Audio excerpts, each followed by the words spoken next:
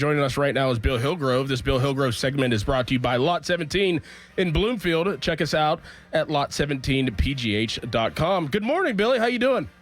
Fine, Doran. Hello, Pat. How are you guys doing, partners? Doing great today, Pard.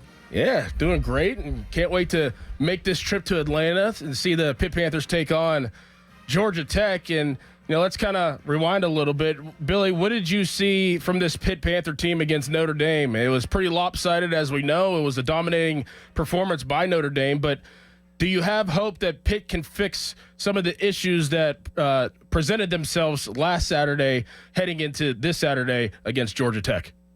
You know what, Doran? The more I thought about it, the more I have to tip my cap to the Irish on all three levels. They were superior. As a matter of fact, I've even said jokingly, they could probably beat the Super Bowl champion with a performance like that. But they're deep, and I knew that. I looked at their stats going in, especially on defense, and they have backups with gaudy stats, better stats than some of the starters. And so not only are they talented and fast and big and strong, but they're deep. And, it was too much for Pitt to handle. And I think, it's almost like a snowball becomes an avalanche. And I kind of dismissed that. And, hey, let's worry about the ACC. Let's worry about Haynes King. How about a quarterback that is third in the conference in rushing? That's almost unheard of. It's unheard of, Billy. I was going to ask you about Haynes King. I read a stat that we'll use on the broadcast for sure. There's been 4 quarterbacks in the last however many years that average over 200 yards passing a game and 90 yards rushing a game. Jaden Daniels, Lamar Jackson, Jalen Hurts, and Haynes King. That's pretty high company.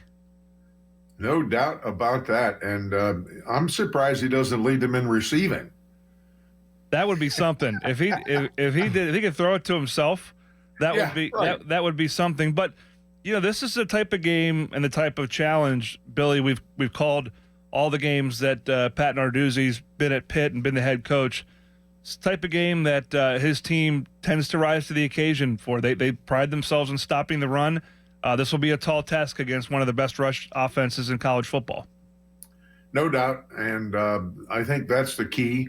I think it normally is the key to make a team one-dimensional. And let's just see if that comes to fruition. I hope that Desmond Reed is, ready to go. I heard he might be. And but in the meantime, I think their backups at running back and Joels Goff and particularly Boosie Turner have done an admirable job. But they still aren't All-America status yet. And I think Reed is, and I think they got to maybe get a performance out of him. But in the meantime, looking at Georgia Tech, they didn't have a great October. They barely got by Boston College, and before that, did I say October? I meant November. But this last couple, they've been pretty average. They lost to NC State, so let's hope that the form holds true and that the Panthers can prevail. But it'll be tough. That's a tough atmosphere down there, and we found that out. I think at one point recently, didn't we play 3 times in a row down there? Yeah, we did. As a result of the COVID year, we had 3 straight road trips to Georgia Tech. Obviously, the Ramblin' Wreck came up to Acrisure in 2022 and beat Pitt in Brent Key's first game. And here's one for you, Doran. Georgia Tech's won 10 straight home games. Oh, wow. Senior day for Haynes King, night game at Bobby Dodd Stadium. And I go back to a Narduzzi coach Pitt team loves to play the spoiler. Yep. But it'll take a tall test for Pitt to win this ball game. Bill, I agree. Bill, James Franklin, new head coach at Virginia Tech. Do you think that it is immediate that he presents a winning program down at Virginia Tech, and do you like the hire? Well, I think their bar is pretty high, and so, yes, I think so.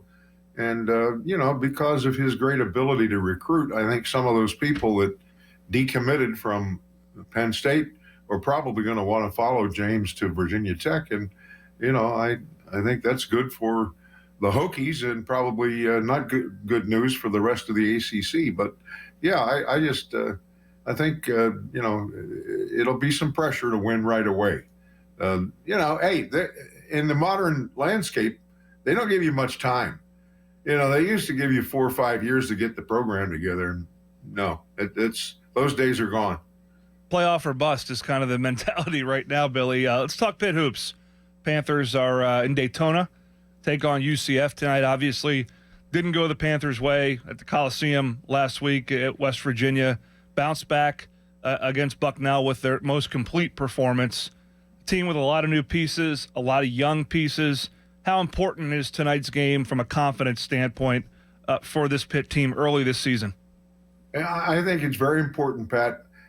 You've got about a handful of Division I games coming up.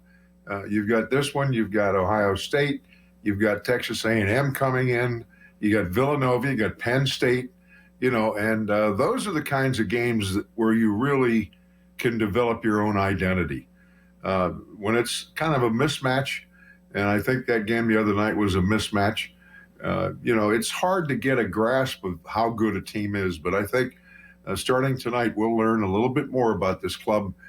They are slight favorites in Daytona Beach to defeat the UCF team. So let's see how it plays out.